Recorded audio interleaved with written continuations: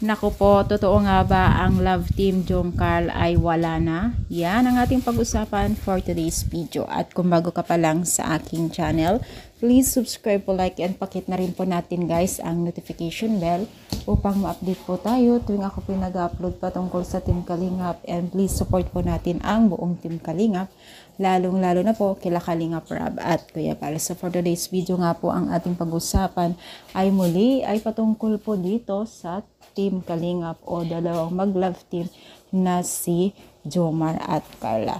So, naalala niyo ba dati na sinabi ni Jomar ay wala ng love team? Yes, me? Naalala niyo yun? So, totoo nga ba ito? So, I think is not a, joke po lang yun, no?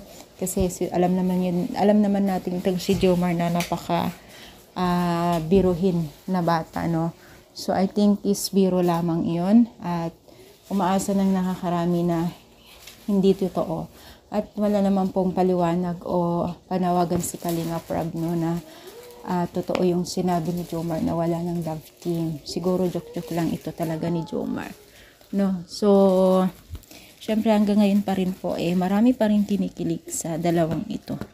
Lalo't pa man po, talagang sobrang dami na po ang taga-supporters nila at hindi na po nila talaga iniiwan ang Team Jong Carl, no? So, maasa ang nakakarami na hindi bibiguhin ng Team Kalingap ang mga viewers po nila, no? So, tuloy-tuloy lamang po natin ang pagsuporta sa kanila, lalo't pa man po napakalayo na po ang narating po nila.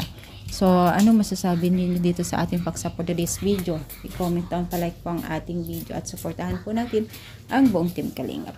Thank you so much, more power, and God bless.